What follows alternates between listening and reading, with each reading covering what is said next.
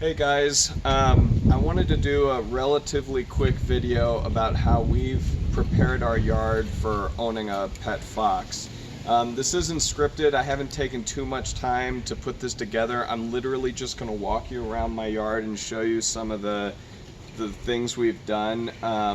This is incredibly important. People ask all the time, what kinds of things do you need to do to have a fox? I think this is one of the most important things, is keeping your yard kind of barricaded and safe so that the fox can't get out. If a fox gets out, they're very curious, they're high energy, they're going to run off, and they usually don't come back when that happens. And unfortunately, they'll get hit by a car, or they'll get lost or something to that effect. So you want to keep your yard safe. Now, there's a million different ways to do this. This is just how I did it and how it works specifically for Charlie. Charlie has his own personality, and that's why some of this works, and I'll talk more about that in a minute. So let me just show you kind of the fence line. Let's start with the fence, see if he follows me. Okay, so this is very straightforward. I know you can tell it's a vinyl fence. If you're going to leave your fox in an open space yard like this and not in a kennel or an enclosure that you build or buy, this is the kind of fence that would be perfect to have. The foxes are outstanding climbers, okay? They can climb darn near anything, and they will. So if you get a fence like this, they obviously can't climb over it. Now, if you do have a chain link fence, they buy things you can find online, I'm forgetting what they're called, but they kind of come out like this. And if you attach that to the top of the fence, then they won't be able to get over it. And the grass is kind of grown, so maybe let's walk over here real quick, and I'll show you what I've done to keep them from digging. I hope it doesn't rain on us. This is a system that I actually really like. You don't see a lot of fox owners doing this, and I'm not entirely sure I understand why. This is a simple lead that you can get at PetSmart or Petco, and then I've used a chain, but you can use any kind of leash mechanism that goes on this. Charlie wears a harness. I think harnesses are a little better than the neck collar for obvious reasons. They pull really hard, and with the harness, it's not going to strain him as much, whereas if he pulls with something around his neck, it could choke him a bit.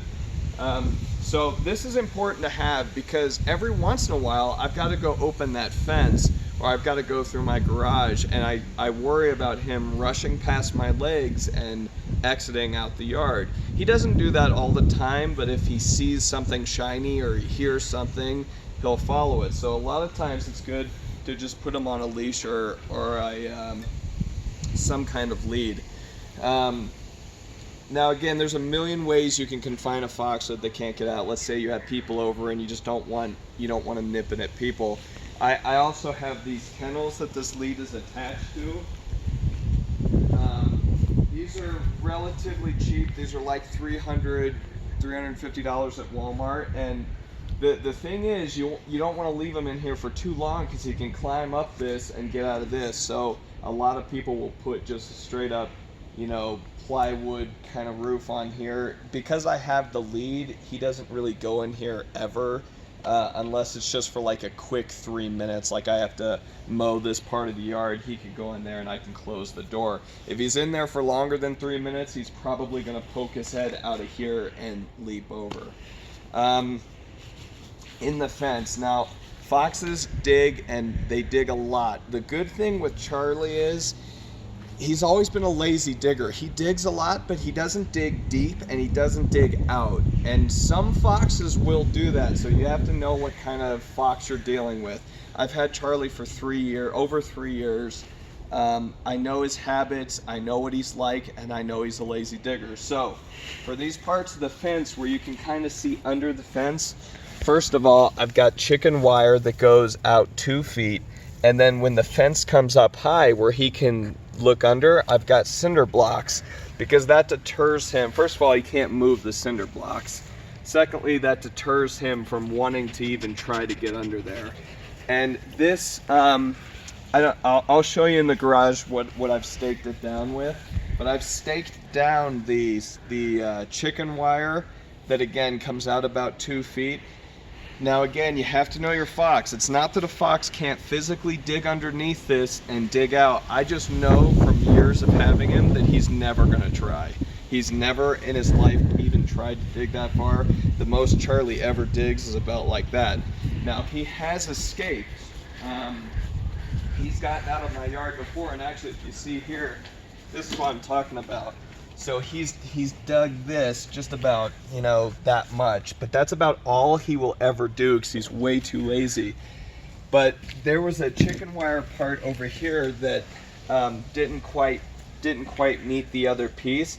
It was just like that much of a gap, and I didn't think it was a big deal because I didn't think he would do anything.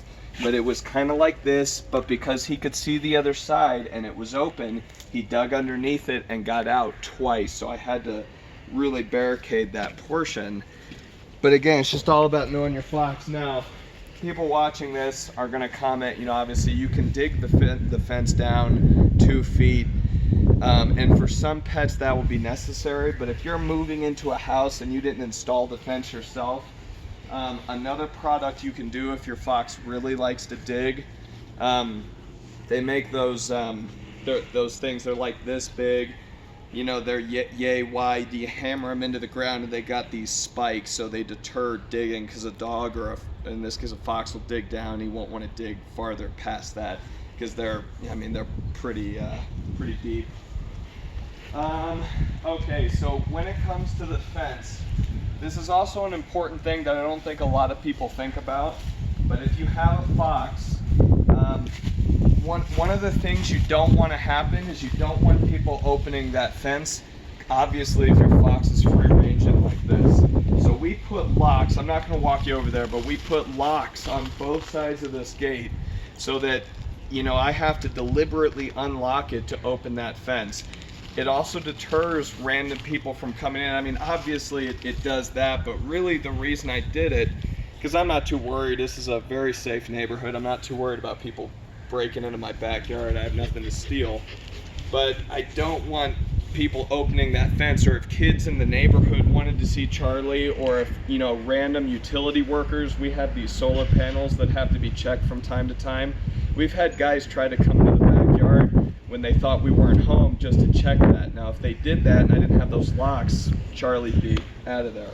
So that's something to think about.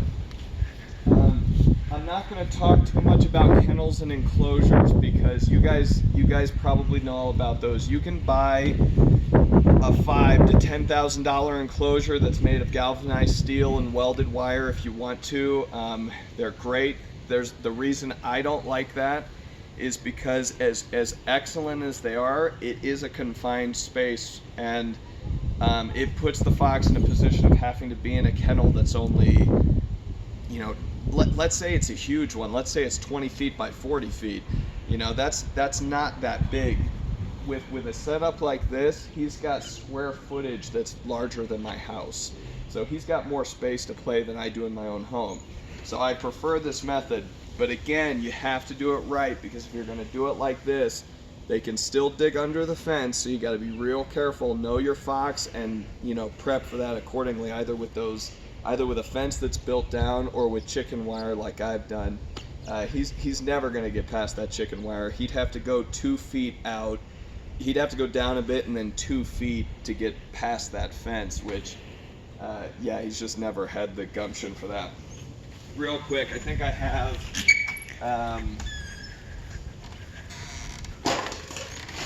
okay, so these stakes, we can take it back outside. Sorry. Here. No, that's okay. I wasn't sure.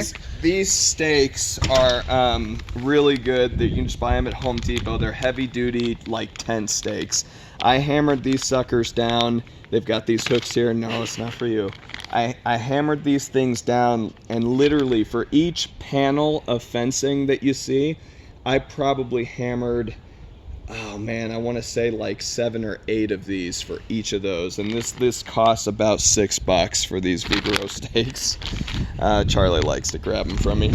But they cost about $6, so it is expensive even just to do this chicken wire, but it's infinitely cheaper than either having someone come and re-fence 2 feet down, or doing those larger stakes. I can't remember what those things cost, but they are not cheap. They're a couple $100 for, you know, several sections, and you'd have to do the whole yard. So guys, this is just my yard. I told you this was going to be a real quick walkthrough. If you have any questions, or if you're thinking about getting a fox, let me know, and we can I can try to answer your questions. Most foxes act exactly the same way. They have very similar personalities when it comes to how destructive they are and how high energy, that kind of thing. So this system would work